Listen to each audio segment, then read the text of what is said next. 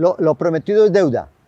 Habíamos planteado que con William Marulanda vamos a grabar un segundo capítulo de Puntos de Vista sobre el tema de su libro que recién ha publicado, se llama Ganar las elecciones, y queremos que él nos cuente de qué se trata. El libro está a la venta. El libro está a la venta. A la venta, ¿cierto? Sí, claro. ¿Vale cuánto? Vale 40.000 pesos. ¿Y dónde lo consiguen? Lo consiguen en el número 311-681-8538. ¿Y usted lo lleva? Claro, yo lo llevo. Perfecto. O nos encargamos pues de hacérselo Con llegar al autógrafo lugar. y todo. Sí, si está fuera de la ciudad, pues más costos de envío. Ah, bueno, listo. Claro.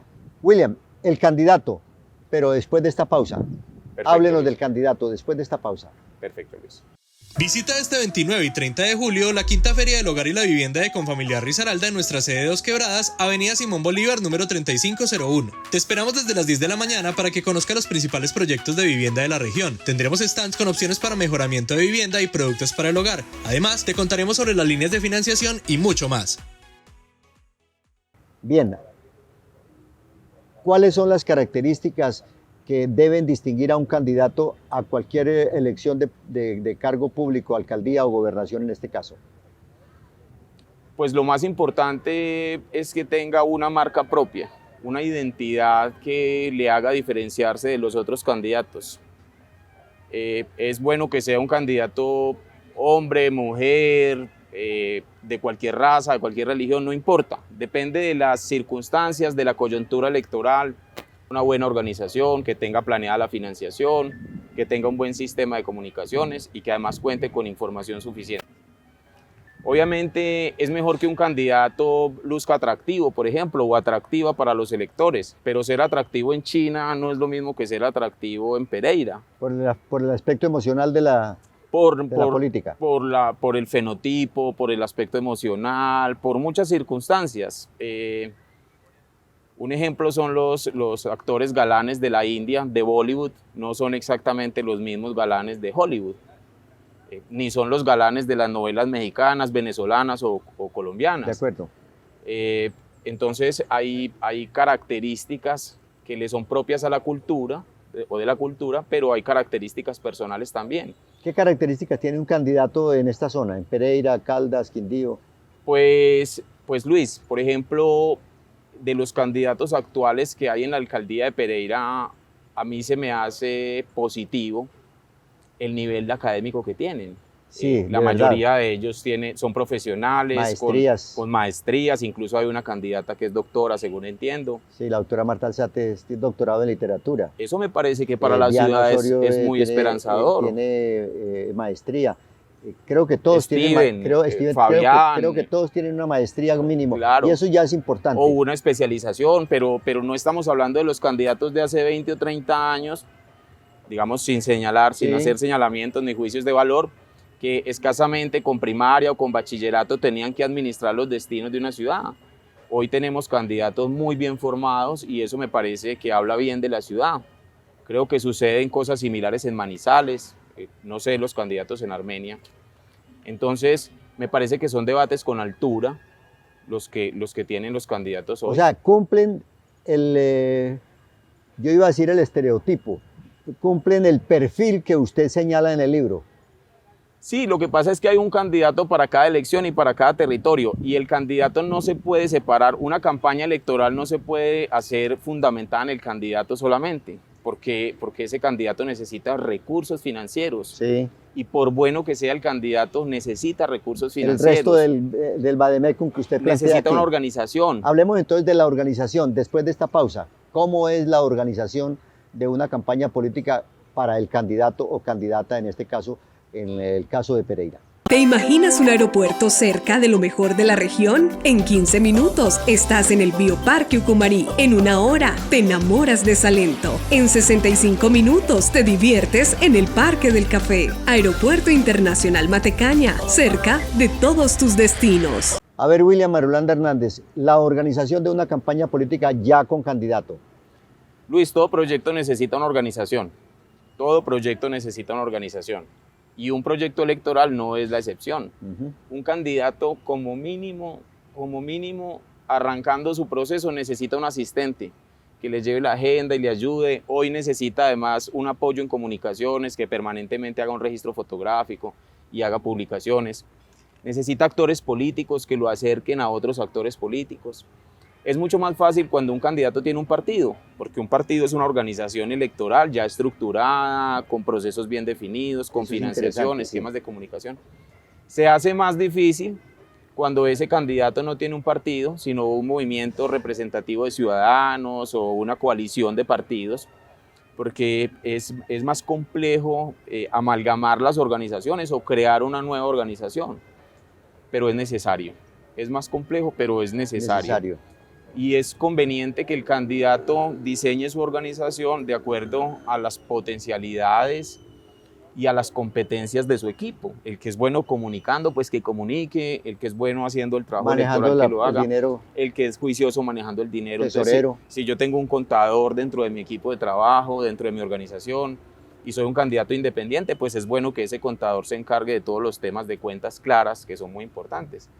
De allí que el candidato necesita una organización. Es mejor que esa organización esté alineada con el candidato, porque suceden cosas como, perdóneme el ejemplo un poco jocoso, como lo que le pasa ahora al pobre Oscar Iván Zuluaga, que ahora el Centro Democrático lo desconoce, ¿cierto? Se quedó sin organización y está en el peor de los mundos, ¿cierto? Un actor político sin organización está en el peor de los mundos. En los discursos de Jorge Eliezer Gaitán, que son tan interesantes, él plantea que para ganar unas elecciones se necesitan 3 cosas, y lo dice así: organización, segundo, organización, y tercero, organización.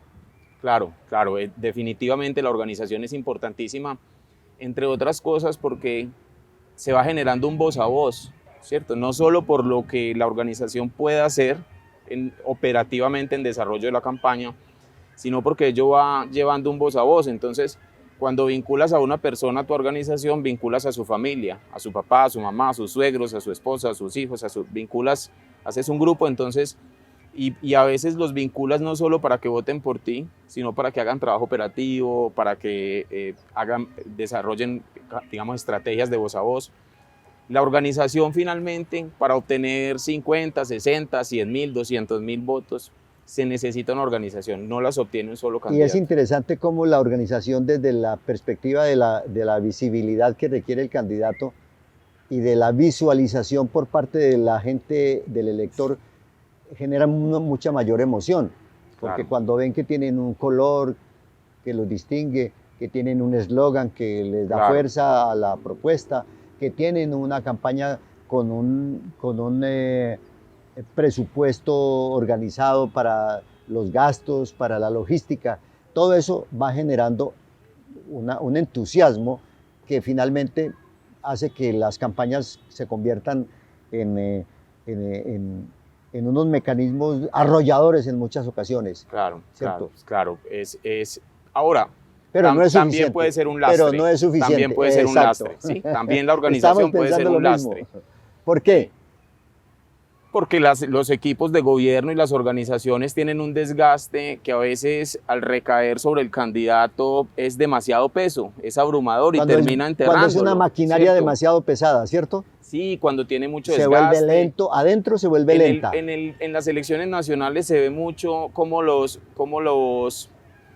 organizaciones se van fracturando en el ejercicio de gobierno, no en el proceso electoral. Llegan al proceso electoral consolidados, pero en el ejercicio de gobierno se van fracturando por lo que decíamos, porque de pronto el candidato interpreta bien las necesidades, problemas y requerimientos, pero el gobernante no puede resolver esas necesidades y esos requerimientos, y entonces se va generando cansancio, desconfianza, desmotivación, y esas organizaciones se van fracturando.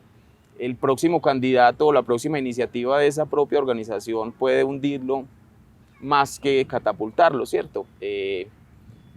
Nosotros en el ambiente local estamos viendo el desmoronamiento de una organización política en las elecciones electorales municipales y digamos, se percibe cómo eso disminuye sus posibilidades a la alcaldía. Ahí es donde aparece en las encuestas la desfavorabilidad de un candidato, ¿cierto? Porque puede ser. Es asociado a otros factores. Claro, puede Y ser. también esas maquinarias demasiado pesadas, hay personas a las que les fastidia, dice, eso es muy raro, están gastando mucho dinero, no me gusta. Claro.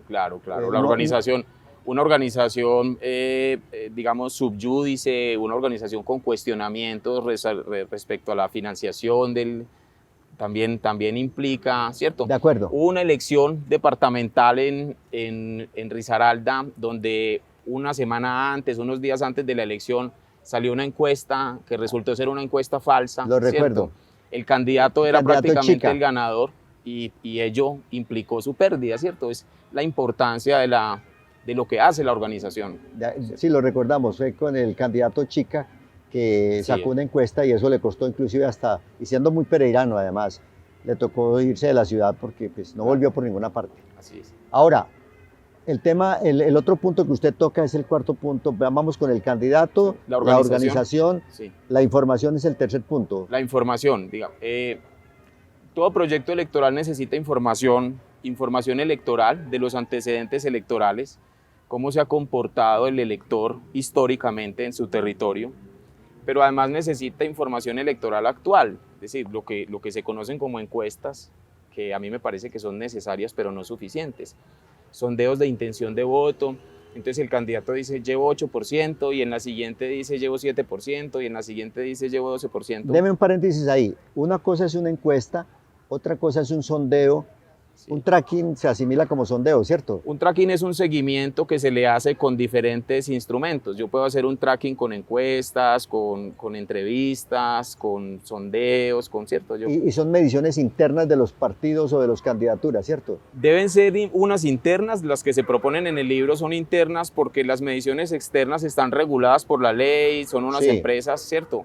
Que están autorizadas por el Consejo Nacional Electoral. Claro, y eso tiene unos costos y una carga operativa, logística. Entonces, la candidatura o la organización podrá decir, no, esas encuestas son muy costosas, hagamos una cada 6 meses y eso es muy tarde. Es muy importante que el candidato y su organización cuenten que dentro de la organización del candidato exista un grupo de analistas de datos, de analistas de información, pero no solo de la información electoral, de la información socioeconómica también. Cuando un candidato a la gobernación del departamento va a visitar a la Virginia, el costo de vida, debería tener toda déficit de vivienda. Eso está en el DANE, están en las encuestas continuas de hogares, está en el censo, está en las encuestas de población con población de discapacidad, está en las encuestas, está en los instrumentos de todo el universo de información. Todo, entonces todo el universo de información. Un candidato a la gobernación debería llegar a la Virginia sabiendo cuáles son las condiciones de salud, de infraestructura. En el DAN están los metros cuadrados licenciados para construcciones de unidades de vivienda, de unidades comerciales. Y lo mismo pasa con un candidato a la alcaldía de Pereira, por ejemplo. Si va a ir al barrio a Villa Santana, tiene que saber cuáles son las condiciones socioeconómicas de Villa Santana, las de Puerto Caldas, etc. Que además están hiperdiagnosticados, se han diagnosticado 200 veces y se siguen diagnosticando permanentemente. Y entonces, los problemas son los mismos siempre. La información debería ser información del contexto, información de los antecedentes electorales, información de su campaña y de sus candidatos, pero además información de las otras campañas y de los otros candidatos, porque estamos en una competencia. A veces hay mucha emoción en los proyectos electorales y entonces las cosas se ven con rabia o con amor. Digamos, se piensa con el corazón cuando debería pensarse con el cerebro. Y en ese ejercicio de pensar con el cerebro, toda campaña electoral debe tener un monitoreo, un tracking de los resultados de sus adversarios. Yo hago una publicación en redes y obtengo unos me gusta o un número de vistas. Entonces, ¿cuántos están obteniendo los otros candidatos? ¿En dónde están? ¿Están haciendo eventos? ¿Están convocando personas? ¿Cuáles son las propuestas que están haciendo? ¿De dónde sale el presupuesto? Información. Es el tercer capítulo. El cuarto capítulo es el más duro de todos. La financiación de las campañas. La financiación de las campañas. Pero todos los proyectos necesitan financiación y es el componente más difícil en el gerenciamiento de proyectos. En el mundo de los proyectos te encuentras a cualquier persona que dice tengo una idea, tengo un proyecto, lo tengo desarrollado, pero no tengo plata para ejecutarlo. Lo mismo sucede con las campañas electorales. Y a la inversa, tener mucha plata. Claro, porque una campaña electoral es un fondo roto, ¿cierto? Es un barril sin fondo. Entonces, tener 10.000, 15.000, 20.000, 50.000 millones de la cantidad de dinero que se te ocurra. Pero eso tiene unas consecuencias en el ejercicio de gobierno, en la autonomía del gobernante. Bueno, eso ¿cuál es tiene la unas recomendación que hace el libro en relación con la financiación? La recomendación que hace el libro es, cuando planee su campaña, haga un presupuesto, ¿sí? Identifique cuáles serán sus gastos en el tiempo, proyéctelos, no permita que vayan siendo circunstanciales. Y una vez lo tenga proyectado, identifique diferentes fuentes de financiación. La campaña de Obama, por ejemplo, utilizó recolección de fondos a través de Facebook, Sí. y fue exitoso. A la campaña de Trump le ponen plata a los empresarios estadounidenses y fue exitosa. La legislación en Colombia permite que se hagan aportes a las campañas siempre y cuando las campañas no superen ciertos topes. Ahora, una vez identificado el presupuesto de campaña y las actividades que yo voy a desarrollar, habrá algunas actividades allí que no necesariamente las tengo que hacer con dinero, ¿cierto? Puedo buscar la forma de hacer apoyos y buscar alternativas que disminuyan el costo de la campaña. Pero la principal recomendación es, sea muy juicioso con las cuentas, y no permita dineros irresponsables. Para el momento de rendir cuenta, no tener problemas. Claro, claro. Como lo que le acaba de pasar al doctor Oscar Iván Zuluaga y al Centro Democrático. Exactamente. De acuerdo. Ese es un ejemplo que nadie debería olvidar. Y tenemos el último capítulo del libro que hace relación a las comunicaciones. A las comunicaciones, Luis. Las comunicaciones en el desarrollo de los proyectos son un elemento muy importante. Cualquier manual de ejecución de proyectos dice cómo deben hacerse las comunicaciones de ese proyecto para que sea exitoso. Y hoy un poco con la moda del marketing político y digamos unos conceptos modernos, se ha perdido la esencia del proceso comunicativo en el gerenciamiento de proyectos. Entonces el gerenciamiento de proyectos dice, identifique a quién le va a comunicar, qué le va a comunicar y comuníqueselo de la mejor manera. Lo mismo puede suceder en un proyecto electoral. Identifique a quién le va a comunicar y no es a los pereiranos, porque es que la masa de los pereiranos tiene hombres, mujeres, niños, adultos mayores, empleados, desempleados, informales, empresarios, políticos, es decir, son nichos. Entonces identifique el nicho, que es lo que hacen muy bien las redes sociales hoy. El lanzamiento de la nueva red social de Meta, de Threads, para competir con Twitter, está orientado a un nicho, ¿cierto? Y todos sabemos que los comentarios políticos se hacen en Twitter, que Facebook tiene otro nicho, que Instagram tiene otro nicho, que TikTok tiene otro nicho, el diario de Lotún, los periódicos virtuales, los canales como el tuyo, cada uno tiene un nicho, ¿cierto? Y entonces el candidato en su estrategia de comunicaciones debería identificar esos nichos, cuál es el mensaje, ¿cierto?, orientado a ese nicho y hacerlo llegar de la mejor manera. Yo soy un padre de familia, ¿cierto?, trabajador normal, entonces el mensaje orientado a mí debería tener que ver con el empleo, con la estabilidad económica, con las posibilidades de esparcimiento, recreación y cultura para mis hijos. Pero un estudiante de la Universidad Tecnológica de Pereira que tiene 20 años y que está por graduarse necesita otro discurso y necesita otro mensaje. Otra cosa. Él es William Marulanda Hernández, el autor de este libro, interesantísimo desde todo punto de vista, Ganar las elecciones, manual de análisis de datos para proyectos electorales, justo en el momento en que más se necesita para que la gente pueda tener una claridad meridiana sobre lo que debe hacerse para ganar unas elecciones, porque nadie participa en una elección con la intención de perderla. Claro, así es, Luis. No conozco a nadie que se haya inscrito en una campaña para que diga, esta la voy a perder. No, todos quieren ganar. Así es, Luis. Pero solamente uno, en el caso de los alcaldes, los gobernadores, presidente de la República, en fin.